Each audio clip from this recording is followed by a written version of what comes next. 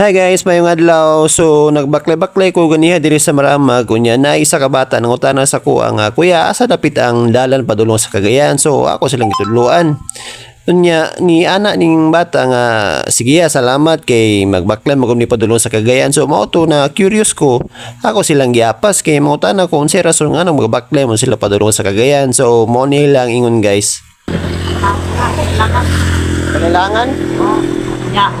Bato ko pwede, bato ko kaya naman bilang kukuhan nito, sino pa bato. So baklay mo ulit mo kitang Cagayan. Kaya lagyan kita kaya trukuhan ba? Biyahiyon ba ya to kuan? Biyahiyon to sa bus, after lig 2 ka oras kapin, yung baklayon na ninyo, ulit kayo.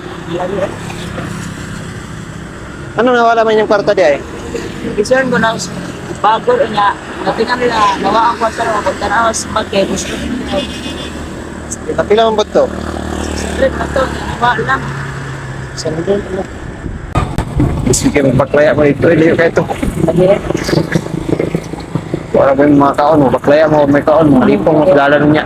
Nya mao to nagtry na lang ko kuan pamarag mga sakyanan kay basin pwede mi makapang-hitch nya taud-taud na mga 30 minutes na wala mo gimuhunong. So naka-decide na lang ko nga ako na lang silang ubanon dito sa bus terminal kay basin pwede mi makangyo dito bus bini na mo mahangyo ang mga driver o ang conductor nga i-free na lang sila padulong dito sa Cagayan. Nya nag-post na lang po ko sa Facebook kay basin niya na makatabang sila na mo biyahe padulong Cagayan gikan diri makalibre sila og sakay.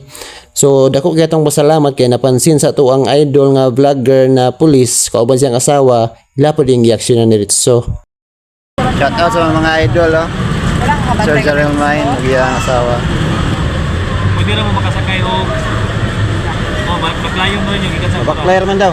baklayra. Kita.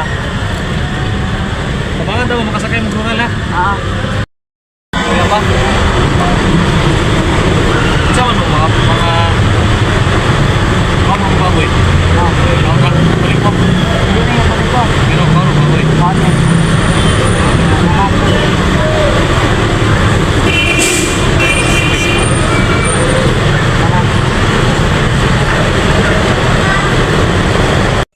So grabe gini kabutan na itong mga idol no kay ilapag gini pakaon ng duha ayahan nila ipalarga og CDO.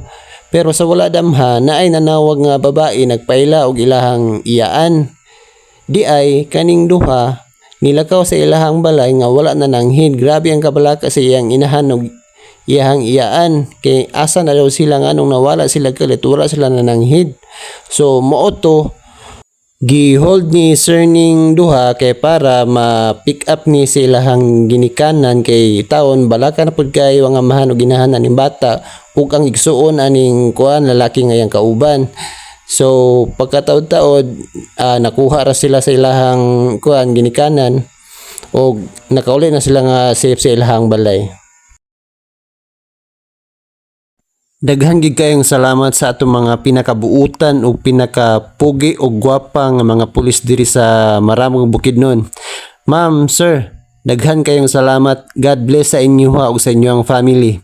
Guys, please support Jarrell Mine Vlog.